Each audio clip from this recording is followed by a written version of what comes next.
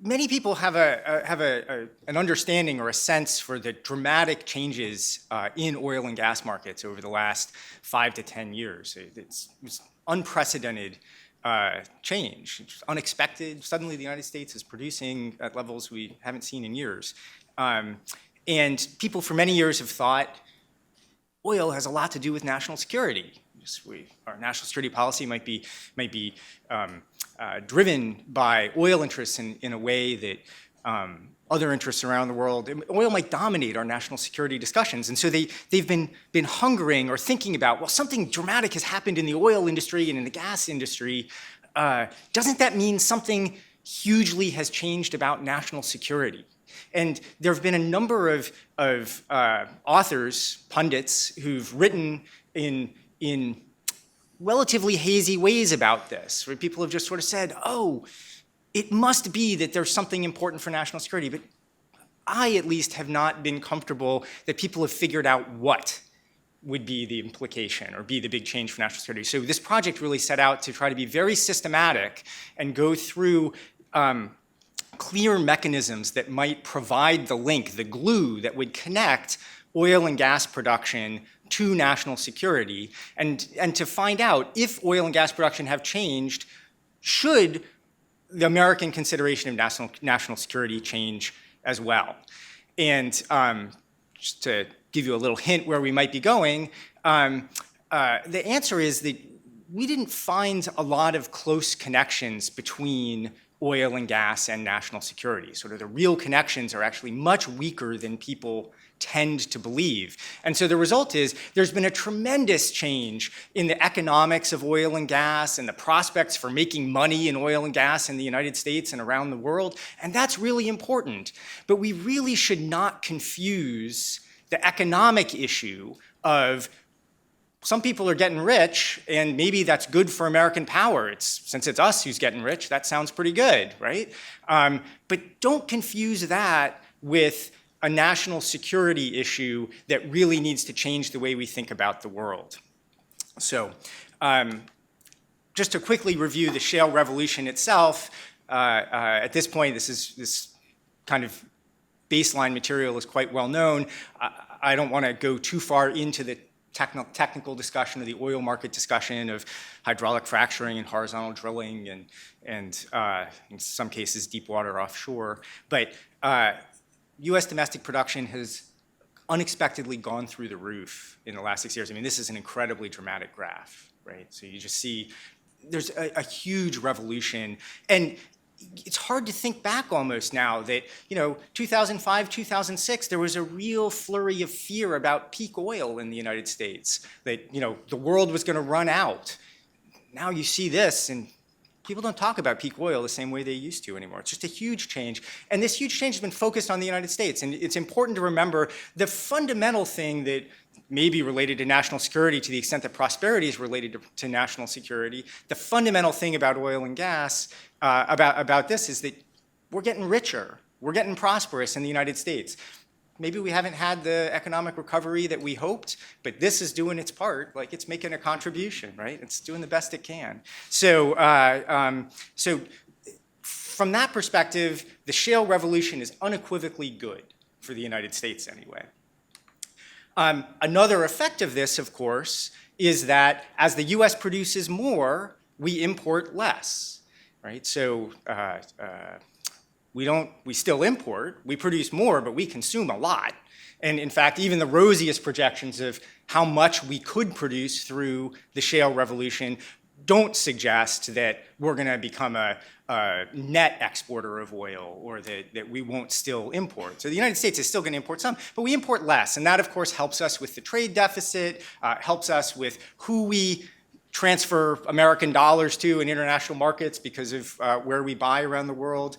And it changes the map of international production in a way that deconcentrates it, gets it out of the Middle East, concentration of oil production, right? So now there's some in the United States, there's some in the Middle East, there's some in South America. It's harder for one particular shock or geopolitical event to disrupt the oil market than it used to be. And so even though we're still going to import some, this is a step in the right direction for American national security. So this is the baseline is shale revolution is good in ways that are not controversial for American national security.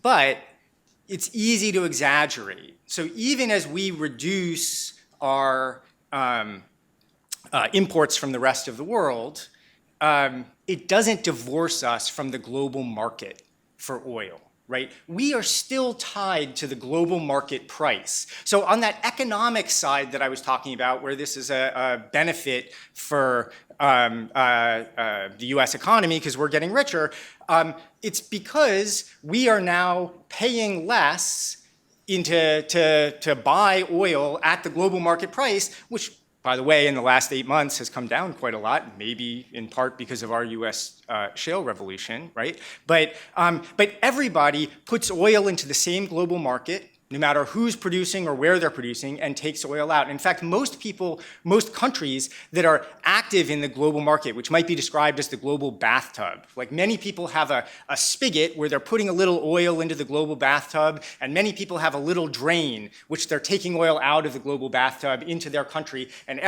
all the oil kind of mixes up relative to that one benchmark international price, right? And these 4 countries, there might be a few others, maybe on the borderline, but these are the ones that matter.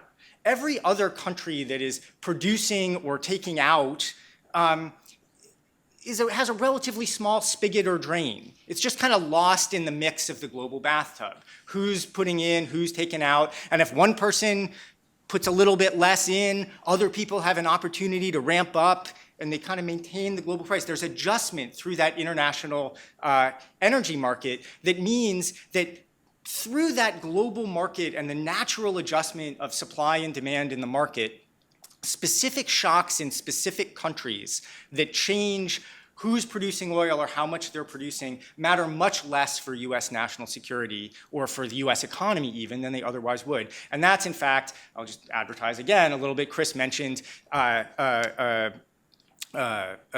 Cato policy analysis that I wrote.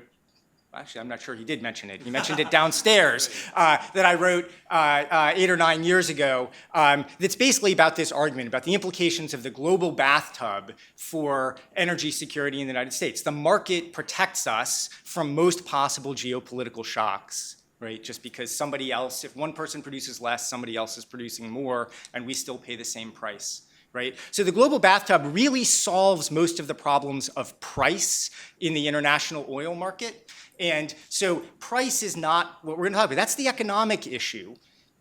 Could be an important issue. But from a national security perspective, we don't need to protect any specific country in order to maintain the global price of oil. Right? So the bathtub is pretty important for the concept of national security. But what's been happening recently is that there's been a big change in the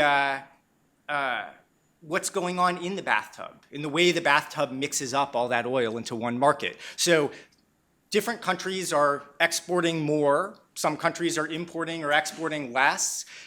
What we see is a big shift as the US produces more oil. The oil import demand in the United States is dropping as Asian countries grow their economies and consume more, their consumption is going up, right? So the trade patterns in the bathtub are changing. More trade with Asia, which might include China, might be a particularly interesting country to understand their trade patterns. And our trade patterns in the Western Hemisphere, especially in North America, we're trading less. And so we are maybe disconnected from these bilateral trade flows. And just to zoom in on that complicated graphic, so not to focus on the more trade to Asia, but on the trade with the United States, you can see this shows changes in trade flows between 2011 and 2017, so it's a little bit of a forecast from the International Energy Agency. And you can see in the red numbers, that's the drop in millions of barrels per day that the United States is importing from particular regions of the world. So you can see we're dropping off from everywhere, 1 million barrels a day less from the Middle East, or most dramatically, 1.3 million barrels a day out of a total of 1.9 billion barrels a day. So a huge percentage drop from West Africa, right? So people's fear, given that people think oil is very special in world politics, right? That people's intuition is that oil relationships matter diplomatically and from a national security perspective, you can see the United States is going to have less of those oil-based relationships in the world. And it raises the question, so while we're making money off of oil, are we weakening key diplomatic relationships around the world that might have been supported by our oil trade with those countries? So this is the fear that many people express of the downside of the shale revolution, right? And this comes from, there's a popular belief that oil matters so much in international politics, right? We have no blood for oil. Nobody talks about no blood for bananas, or no blood for hot peppers. So generally people accept the idea that we should have important diplomatic relationships built about oil. And the question is whether we actually do have those relationships. Does declining oil trade threaten America's influence around the world? Or if you flip it the other way, as China has growing oil trade around the world, does it offer China diplomatic leverage? Is it expanding the influence of China of kind of an alternative economic system, an alternative political system, or a challenger to the United States around the world? So what have we learned? Well, basically we've learned that there's not much support for this idea that oil and gas are special in international politics, right? So all of our cases, which were chosen to make it as easy as possible to see the connections between oil and gas and American national interests, to make it as easy as possible to observe American national interests getting hurt, well, we didn't see that. And the result is that it leads us to be to a much more confident interpretation of the shale revolution and its impacts on American national security. We know, for all the conventional reasons, that it had positive benefits for the United States. We were worried that it had hidden side effects, but we couldn't find evidence that those hidden side effects would occur. So to wrap up, I'll just offer you a couple of quick implications for bigger countries that where it's a little murkier what the relationship might be, but the countries that we really care a lot about. So Russia is a country that for many years people have worried about the Petro-partners hypothesis being true. So people have worried that because Europe imports so much oil and gas from Russia, that the Europeans wouldn't stand up to the Russians. Like we worried in the Cold War, at the time that they built these pipelines, the United States even put economic sanctions on European countries to prevent this dependence, because we were so afraid that the Petro-partners theory was true and that they would enter the Soviet orbit or enter the Russian orbit.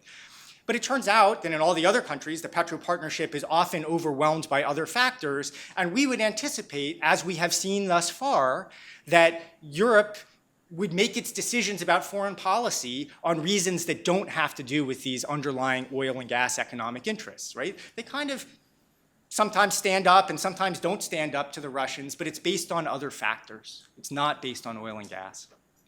Saudi Arabia is a country where people naturally fear the reduced revenues hypothesis, right? So if it's true that in times when Saudi production goes down a little bit or when the price of oil goes down, that Saudi Arabia won't be able to kind of meet its patronage payouts and will face instability, well, that's a whole different ballgame than if a small petroleum producer faces some instability, right? If Saudi Arabia suddenly took 9 million barrels a day out of the global bathtub, that could be a real problem for the world because the price would surge of oil. So if there were a reduced revenues threat, we would worry about Saudi Arabia. But there's not, right? Saudi Arabia actually has tons of reserves. They have an enormous reserve that they've built up from years of making money off the oil business. And so if in a few years they have ups and downs, if they have some downs, we should expect Saudi to be able to contain the instability.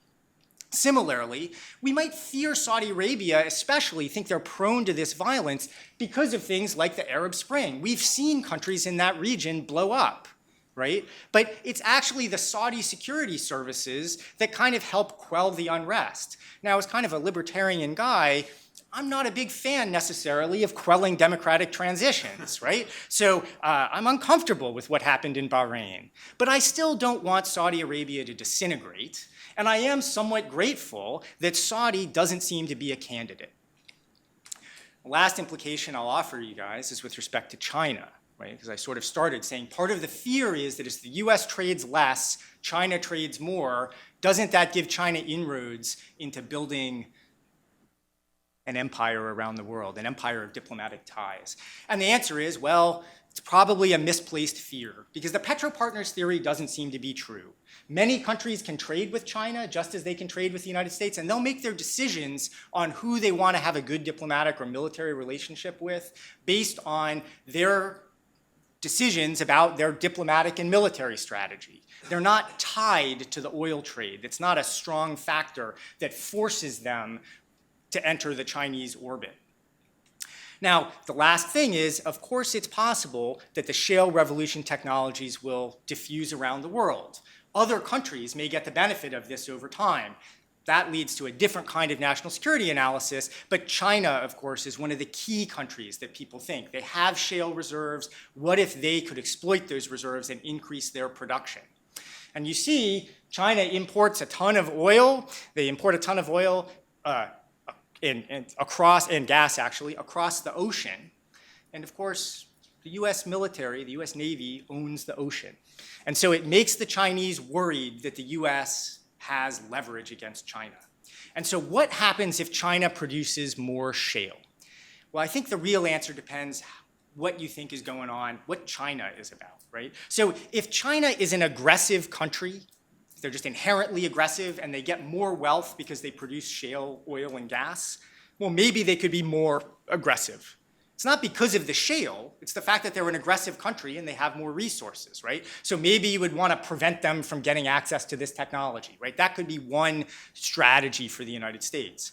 But alternatively, if you think the reason that the US might get in a dust-up with China has to do with China being afraid that the US Navy is going to squeeze it because we own the ocean, if China has more of its own oil and gas production, China might be a little less worried. They might be a little calmer.